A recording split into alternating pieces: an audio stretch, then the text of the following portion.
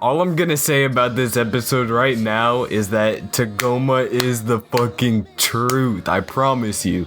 In the Resurrection F movie, they just killed him off real fast, just like that. But in this, Dragon Ball Super, they just turned him savage all of a sudden. I was in my chair like, excuse me?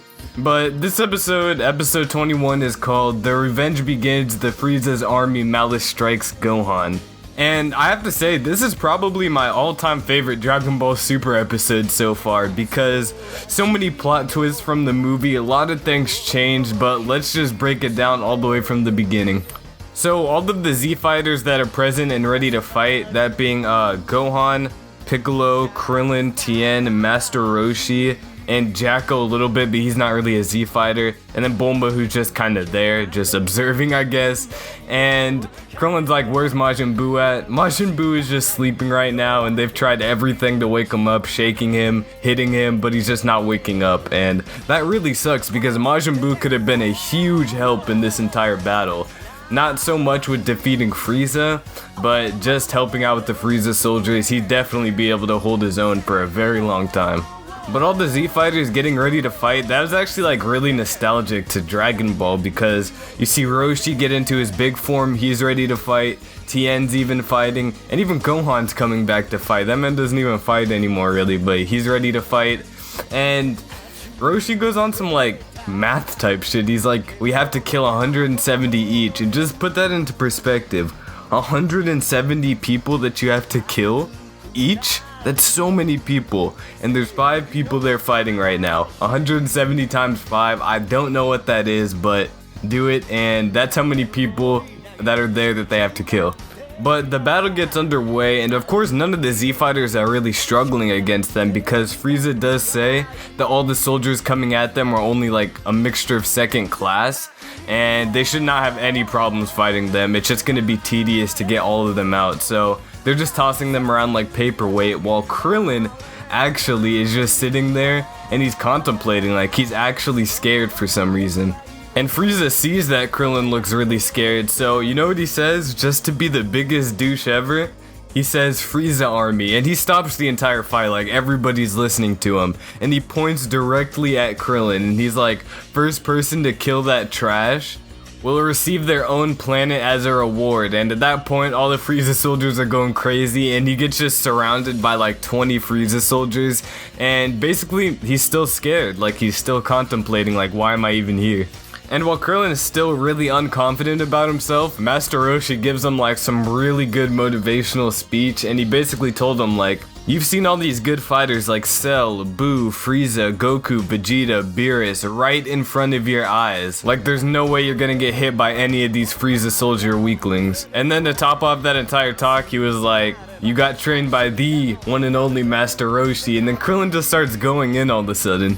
So he handles the guy that's trying to kill him, and then he does the Scatter Kamehameha, which is like one of my favorite Krillin moves ever. It's basically when he charges the Kamehameha, shoots it into the air, and then it just comes down in a scatter of beams, and he just takes out everybody that's surrounding him.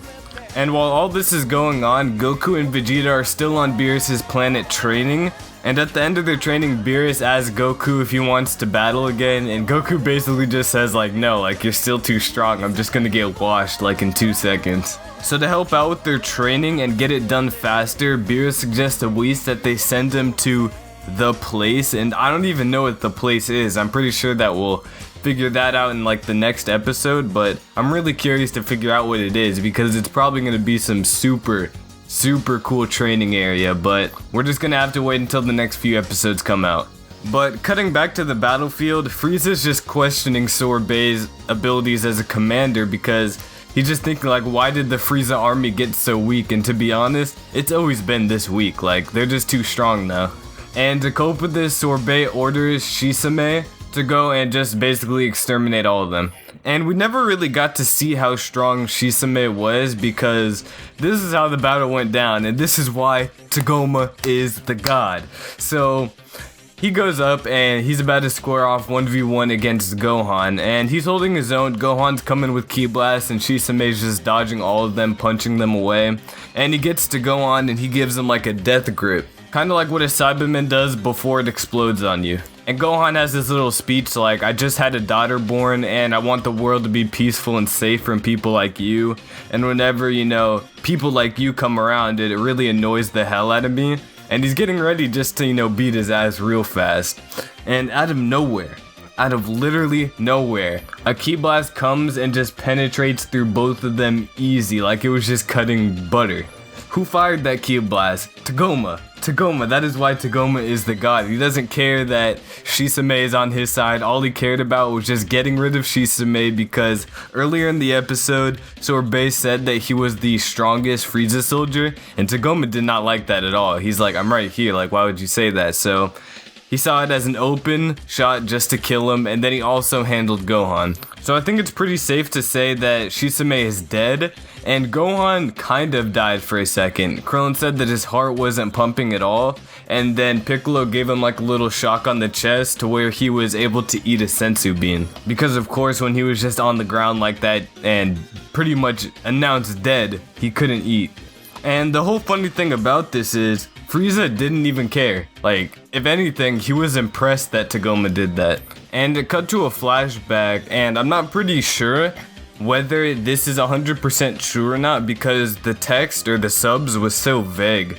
But basically, I'm pretty sure that Tagoma was Frieza's 4 months training partner, and that's how he got so strong. But basically, Tagoma steps up and he's ready just to basically kill everybody. And in the preview to the next episode, oh my god, he might as well just kill everybody. He was such a god in that preview. I don't want to say what happens for the people that don't want spoilers, but check it out. He's a god in that preview, that's all I'm saying.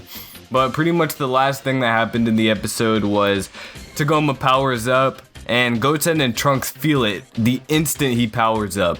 The instant he powers up, they feel his ki, and they're running over to the battlefield. So we're gonna get to see some Goten and Trunks action.